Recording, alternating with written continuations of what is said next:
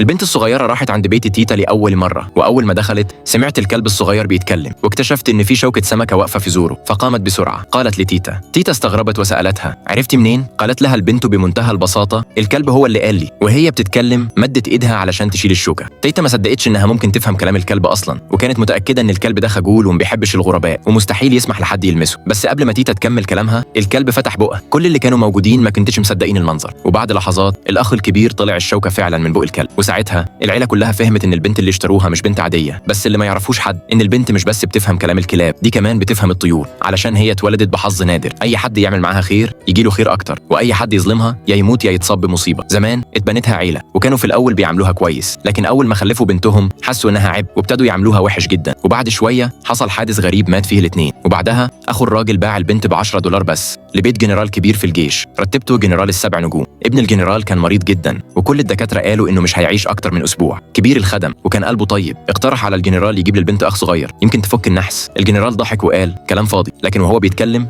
الجنرال ما كانش متوقع حاجة من البنت، وكان ناوي يربيها بعد ما ابنه يتوفى. لكن أول ما البنت مسكت إيد الولد نور ذهبي دخل جسمه، وفي ثانية الولد فاق. الجنرال اتأثر جدا وندى للدكتور بسرعة. الدكتور كشف عليه واتصدم، الولد تقريبا خف تماما، بس علشان يتمم شفائه كان لازم ياخد جينسنج عمره 100 سنة. الجنرال أمر كبير الخدم يدور عليه، لكن مهما دور ما لقاهوش. البنت لما عرفت ندهت للطيور في الجنينة وسألتهم عن مكان الجينسنج، والمفاجأة الطيور ردت. نزلت البنت مع المربية للجنينة ولقيت فعلا الجينسنج مرمي على الأرض. فرحت جدا وديته لكبير الخدم، واللي راح على طول بلغ الجنرال. الجنرال استغرب ازاي الجينسنج ده هنا، المكان ده متكنس كويس. راح سأل البنت فقالت له بمنتهى البساطة العصافير هي اللي قالوا لي. طبعا الجنرال ما صدقش، لكن كان شايف ان البنت فعلا وشها حلو، خصوصا من ساعة ما دخلت البيت وابنه بيخف.